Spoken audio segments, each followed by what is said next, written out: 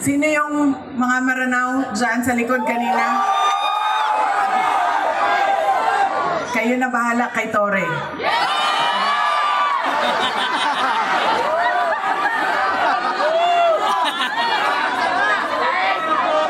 Si Congresswoman Apple Nieto na ang bahala kay Joel Chua sa tulong ninyo.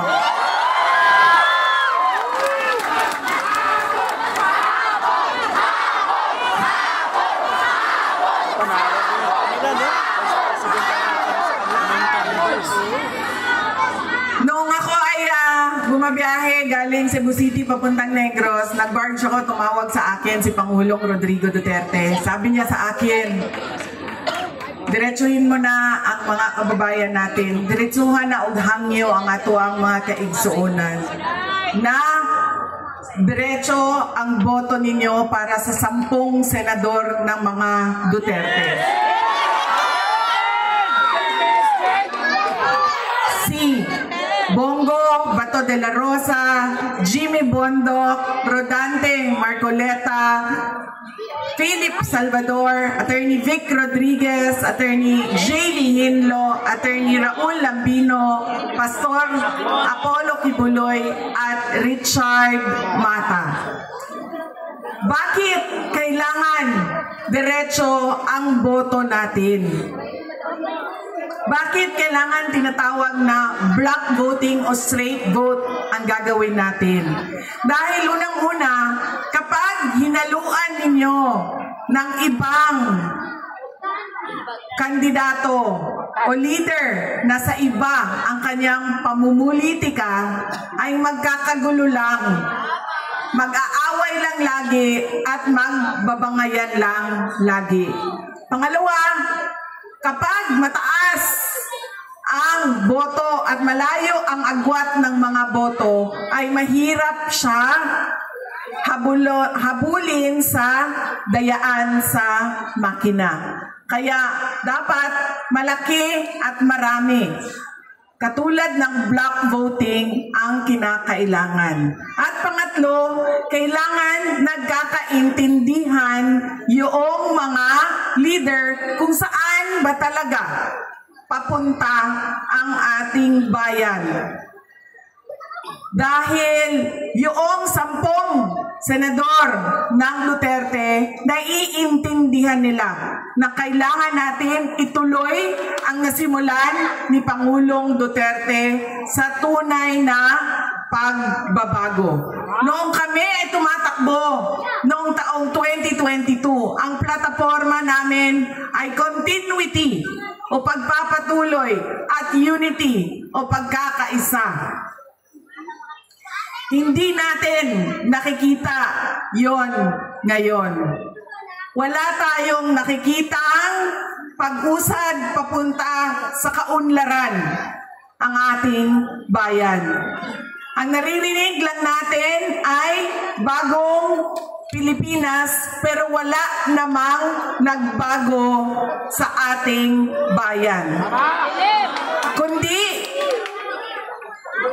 lalo pa tayong nagugutom. Ang daming mga pamilya nagutom. Tumataas ang kahirapan at sobrang dami ng ating mga kababayan ang nakikipagsapalaran sa ibang bansa kahit illegal ang paglabas nila sa ating bansa at illegal ang pagpasok nila sa ibang bansa para lang maghanap buhay sa kanilang pamilya dahil walang oportunidad ng trabaho at negosyo dito sa ating bayan. Para bang wala nang magandang kinabukasan dito sa ating bayan. Kaya wala tayong nakikita na bagong Pilipinas dahil nagkamali. Pasaylo ako ninyo nga ako, bitaw ang hinungdan ato. Pero, human naman kong pangayaw pasaylo. Nagkamali tayo ng pili dahil yung ugali nga natin sa pagboboto ay hindi natin binago. Kaya kailangan natin baguhin ang ating pagboto. Idiretso na natin ang 10 senador.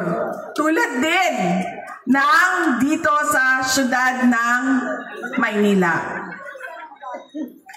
Kung sino yung mga kasama ng ating Mayor Isko Moreno Dumagoso, yun na rin ang piliin ninyo diretso.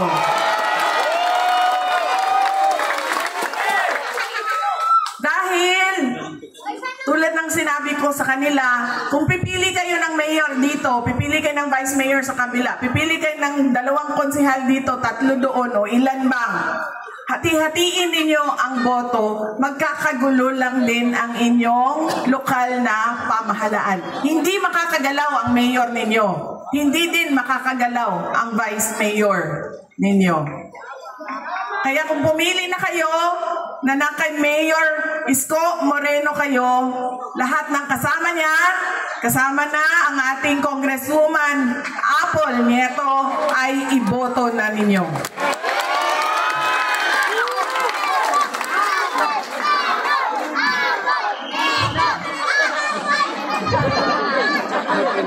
Hindi, para kay Joel Chua ito, antay ka.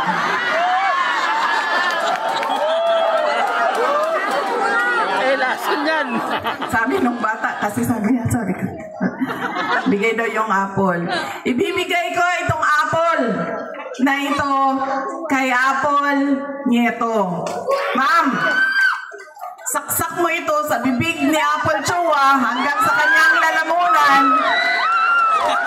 hanggang siya ay mamatay. Ang apple na yan, ibigay mo kay Snow White Joel Chua. Alam niyo,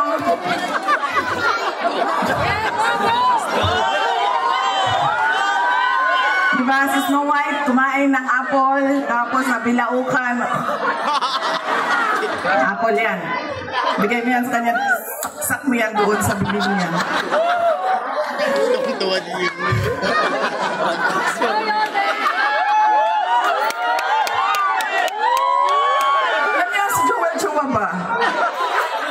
Siya ba may-ari ng Ing Bitin? Ha? Hindi. Yung may-ari ng Ing Bitin. Kasi alam nyo, dala-dala niya yan lagi, yung mupya na yan doon sa House of Representatives. Tapos pinamimigay niya sa mga tao. Pag may hearing, pinamimigay niya. Nung pumunta ako doon sa hearing nila, nakaupo ako doon, tikita ko iba't ibang kulay ng NBT. Pagdating sa akin, hindi ako binigyan ng hupya.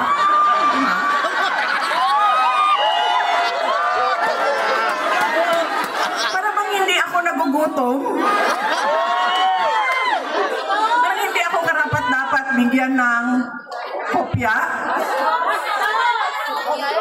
Tapos, sinasabi niya, abogado siya, nung nandoon ako at pinapaot niya ako, magsumpa ka.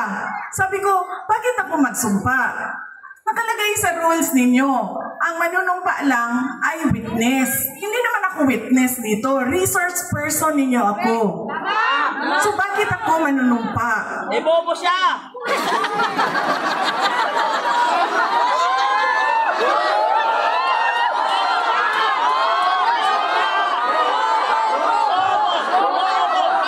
Mag-alala, yung apple na hawak ni Apple ang solusyon.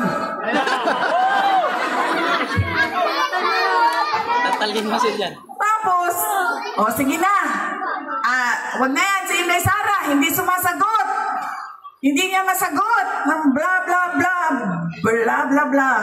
Tapos sabi ko, okay, sige, walang problema. Pinatawag nila yung mga kasamahan ko sa aming opisina. Walang problema. Sabi ko, anong gusto ninyo? Sige, pupunta kami. Kaya naman namin sagutin yan lahat. Di sige. Pagdating doon, kinulong na niya yung isang kasama namin, si Yusek Lopez. Nagalit na ako.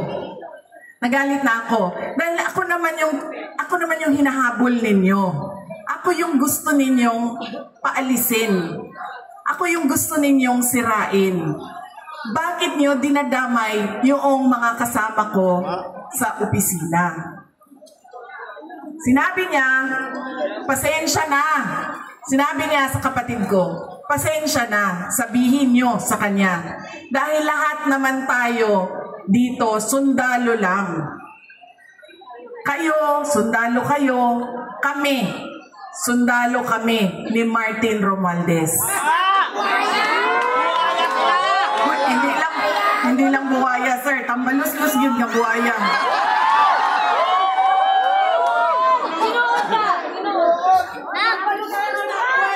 Sinagot siya ng kapatid ko. Sundalo tayong lahat. Pero kami, sumusunod kami sa tamang orders. Hindi kami sumusunod sa mali. Yan! Hindi ko nga alam kung paano nyo napili yan si Joel Chua, pero nasabi na sa akin. Yan ang karakas ng inyong congressman. Ganyan ang pag-uugali ng inyong congressman. Hindi namimigay ng hopya. At sundalo daw siya. Hindi ko lang alam kung kaya niya yung hirap ng pagiging sundalo daw siya. Pero hindi naman niya sinusunod yung tama. Ang sinusunod niya ay yung mali. Sundalo siya ng kapan ng bayan. Mama, dali, maging presidente. Hindi pa masikat, taos na. Nakalimutan ni Joel Chua nung sinisira niya yung pangalan ko na hindi ako kandidato ngayong eleksyon na ito. Walang mawawala sa akin. Nawala naman ang pangalan ko dahil kinuha nila at niyurakan nila. Pero nakalimutan niya, kandidato siya ngayong eleksyon na ito. Kaya ano ang dapat nating gawin para kay Apple nito? O hindi lang iboto, ano pa ang dapat nating gawin? Ikampanya. Idala sa lahat ng mga presinto. At sabihan ang ating mga kasama, bigyan nyo ng 0 yang putang inang Joel Chua.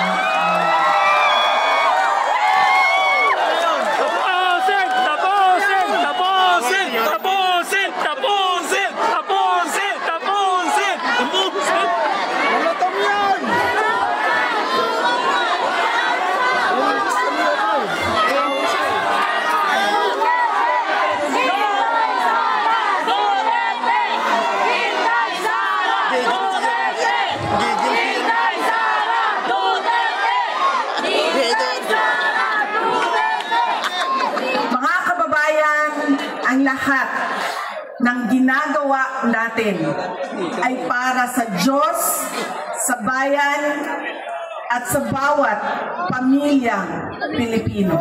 Syukran.